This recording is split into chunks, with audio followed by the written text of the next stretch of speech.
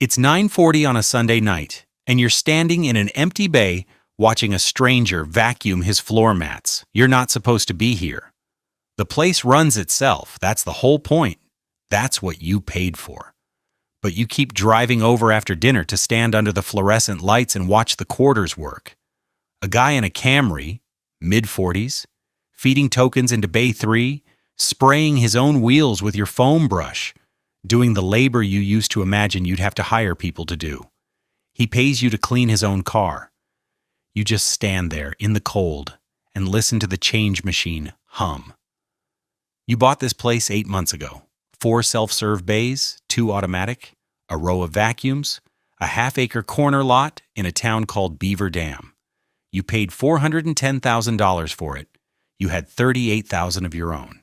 And here's the thing nobody tells you about a business that runs itself. It doesn't run itself. It just doesn't run on you. There's a difference, and you're going to spend 1.5 years learning what it is. Let's go back. You're 36. You manage inventory for a regional auto parts distributor outside Madison, and you've done it well for 9 years, and you can feel the ceiling of it like a low doorway you've already hit your head on twice. $81,000 a year, a 738 credit score you've never once put to use, a wife, Renee, who teaches 3rd grade and who has stopped asking what you want to do with your life because the answer keeps changing and never moves. The thing that gets you is a podcast. Of course it's a podcast. You're on I-94 in traffic, and some guy is talking about boring businesses, the unsexy stuff nobody wants. Laundromats, storage units, car washes, and the line that lodges in you is this: the best business is one where the customer does the work and the machine takes the money. You think about that, the rest of the drive? The customer does the work. The machine takes the money. You start looking that night. And there it is on a business for sale site, buried under listings for restaurants and franchises, self-service car wash, 4 wand bays, 2 in-bay automatics, real estate included, owner retiring, motivated seller, $410,000. You drive out to Beaver Dam on a Saturday without telling Renee. It's a 40-minute drive. The place is older than the photos. The canopy paint is chalky. One of the bay doors sticks. The coin boxes are the kind you haven't seen since you were a kid. But it's clean. And in the 90 minutes you sit in your car across the street pretending to look at your phone, you count cars. 11 of them. On a Saturday afternoon, 11 people drove in, washed their own cars, and drove out. And not one of them spoke to a single employee, because there were no employees, because there was nobody there but you, watching. The owner is a man named Wendell, 67. He built the place in 1994, and he's run it almost entirely alone for 30 years. And when you meet him in the little equipment room that smells like soap and motor oil, the first thing he tells you, unprompted, is that he's never missed a Christmas with his grandkids because the wash doesn't care what day it is. It just runs. He says it like a man handing you something he's not sure you'll know how to hold. He wants 410. You ask to see the numbers, and the numbers are the reason this works, so pay attention, because this is the part the podcast doesn't tell you. The wash grosses about $240,000 a year. Self-serve bays at $5, $6 a wash, the 2 automatics at $12. Wendell's costs are almost nothing: water, sewer, electricity, soap, a part-time guy named Hector who comes Tuesdays and Fridays to refill chemicals and unjam the changers, no payroll to speak of, no inventory, nothing spoils. After everything, Wendell takes home about $115,000 a year. A car wash like this nets 50 to 60 cents on every dollar it brings in because there's no labor underneath it eating the margin alive. So you're buying about $110,000 in annual earnings, plus the land underneath it, for $410. Roughly 3.5 times earnings, real estate included. You run the math on the back of a Culver's receipt in the parking lot, And your hands are actually a little unsteady because 110 grand in cash flow is more than you make at the job that's been crushing you slowly for 9 years. And this thing does it while the customer holds the wand. You feel like a genius right now. Hold on to that feeling. You're going to want to remember exactly how it felt. Here's how you actually buy it. Because you do not have $400,000. You have 38. You go to an SBA lender, a 7A acquisition loan, the workhorse of every small deal like this in the country. The structure is this. The SBA wants you to put in about 10%. On a 410 purchase that's $41,000. You're a touch short, so Wendell does the thing that closes half these deals. He carries a seller note.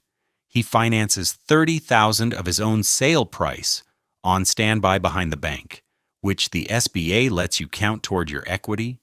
Your actual cash out the door is about $38,000. The bank covers the rest over 10 years on the equipment and 25 on the real estate. Because there's real estate, because the land is collateral, and that land is the reason a bank will touch a guy who's never owned a business in his life. The loan payment comes to roughly $3,800 a month. Call it $46,000 a year, against $110 in earnings, which leaves you, on paper, $60-some thousand a year in cash flow after debt service, for $38,000 and a signature. Closing takes 71 days. You sign in a title office in Madison on a Thursday. Wendell hands you a coffee can full of keys. Actual keys, dozens of them, each one labeled in faded marker. He shakes your hand and he says, "Take care of her." And he means the wash. And then he drives away and you are standing in a parking lot you own, listening to your own change machine hum, and you have never felt anything like it. That feeling lasts about 5 weeks. Because here is what you didn't buy. You thought you bought a machine that takes money? What you actually bought is 30 years of small things Wendell knew and never wrote down. You bought a 1994 building with 1994 plumbing. You bought a coin-op system in a world that pays with its phone. The first thing that breaks is the spot-free rinse on Bay 2, then a vacuum motor. Then, in November, the boiler that heats the wash water in a Wisconsin winter, which is not optional in a Wisconsin winter, and the repair guy, who actually understands this specific ancient system, is, of course, Hector's cousin, and he can come Thursday. And until Thursday, you have 3 bays in a state that gets cold enough to freeze the lines and crack them, which is a catastrophe measured in tens of thousands. So you spend 2 nights running space heaters and praying. You learn what Wendell knew in his hands. You learn it the expensive way. And the revenue. The revenue is the quiet problem, the one that doesn't announce itself. It just sits there at $240,000 and doesn't move, because a self-serve wash has a ceiling, and the ceiling is physics.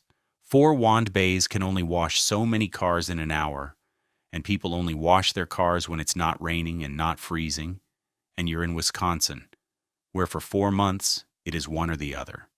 Wendell never grew this place because this place doesn't grow. It just pays. Steadily, boringly, the same $110,000 a year, the way it has since the Clinton administration. You don't want steady. You're 36 and you just discovered leverage and you want to build something. So you do what the podcast guys all say to do. You decide to convert. This is the move. Everybody in the car wash world is doing it. You rip out the slow self-serve bays. You put in an express tunnel. You sell unlimited monthly memberships at $30 a month. And you turn a volatile cash when it's sunny business into recurring revenue that hits your account on the first of every month, whether it rains or not. Memberships are 40, 50, 60% of revenue at the big operators. The private equity money chasing car washes, and there are billions of it, is chasing exactly this. The membership tunnel. The predictable monthly number. You've read all of it. You want in. A tunnel conversion on your lot runs about $600,000. You don't have $600,000. You have a wash that nets $110,000 and a relationship with a lender who already said yes once. So you go back to the bank. And here's where it actually starts to go sideways. And it goes sideways so slowly that you don't feel it. The bank will lend you the money. That's the trap. They say yes. A second loan, secured against the business and the real estate. And now your debt service isn't $46,000 a year. It's $140,000 a year, against earnings that are still, right now today, $110,000. You are now on paper underwater every single month, and the only thing that fixes it is the tunnel filling up with members faster than the interest eats you. You've bet the entire thing, the wash, the land, Wendell's 30 years, your $38,000, the house you and Renee put up as collateral because the bank asked and you said yes without quite telling her what it meant, on a number you have never once hit in your life. How fast strangers will sign up for a subscription to clean their cars. Construction takes 4 months. 4 months in which the wash is half torn up and the self-serve cash, your only actual income drops by 60%. You're now paying $140 in debt service on a business that's barely running. You factor nothing. You defer everything. You stop paying yourself entirely, which is the exact thing you watched Wendell never have to do, and you only understand the cruelty of it now, at 2 a.m. With a spreadsheet open and a number at the bottom in red. You open the tunnel in April, and cars come. They do come. But memberships are a grind. You need 1,500, 2,000 active members for the math to actually work, and you open with 110. And they trickle in at maybe 40 a week. 40 a week against a $140,000 debt load is a horse race you are losing by a length that grows every month. And the membership churn nobody warned you about means for every 5 you sign, 1 cancels. The low point is a Tuesday. It's always a Tuesday. The card processor for the tunnel goes down on a Saturday, and you don't catch it until Monday, and you've given away a weekend of washes for free, and on Tuesday, Renee finds the second mortgage statement, the one against the house, the one you'd been intercepting from the mail for 4 months. She doesn't yell. That's the part that takes the air out of you. She sets it on the kitchen table, and she sits down across from you, and she says, very quietly, that she's not angry that you took the risk. She's angry that you took it alone, in this house, without her, while she made dinner 40 feet away. She says it once, she doesn't repeat it. She just looks at you. And somewhere around 3 a.m. that week, you finally get honest about the actual mistake. It wasn't the tunnel. The tunnel might even work, eventually. The mistake was that you owned a business that did one thing beautifully. It paid you, quietly, with no drama, while the customer did the work, and you couldn't stand that it was quiet. You bought a thing for what it was, and then you bet the whole thing trying to make it something else. You didn't scale the business. You scaled your impatience, so you stop. You stop trying to win fast. You do the boring things. You go find the members one by one. You set up a folding table at the Friday football games. You do a corporate deal with the school district's bus fleet. You put a sign on the road that just says the price. Because Wendell was right, people respond to the price.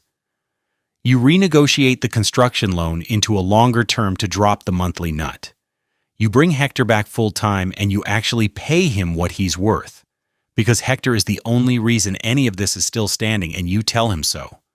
You keep the 2 old self-serve bays you were going to demolish, because it turns out there's a stubborn slice of people who will never use a tunnel, who want the wand in their own hand. They pay cash, and cash doesn't churn. It takes 14 months. Nobody claps. There's no morning where it suddenly works. There's just a Tuesday, a different Tuesday where you run the numbers, and the memberships have crossed 1,600, and the monthly recurring revenue alone covers the debt service with room left over, and the 2 old self-serve bays are still humming in the back like they always have, and you realize you haven't intercepted the mail in months because there's nothing in it you're afraid of. You drive out one Sunday night, out of habit, 9:40. You stand in the lot under the lights. The tunnel's quiet now, closed for the night. But somebody's in the old self-serve bay. A kid this time, washing what looks like his first car, feeding your machine quarters, doing the work, paying you to let him do it. And you think about Wendell handing you that coffee can full of keys and saying, "Take care of her." And how you spent a year and a half nearly tearing her apart because you couldn't believe a thing that simple could just keep paying. Here's the whole thing. The business that runs itself was never the machine. Wendell told you on day one and you didn't hear it, he never missed a Christmas, because the wash didn't need him to want more than it could give. The leverage didn't make you money. The leverage just bought you the chance to find out whether you had the patience the business already had. The customer does the work and the machine takes the money. And the only job left, the only one that was ever actually yours, was to not get in the way. You pick the quarters out of the changer's overflow tray, the ones the kid dropped, and you set them on the counter for him, and you turn off the lights, and you go home. Where Renee is up, waiting, and this time you tell her everything before she has to find it.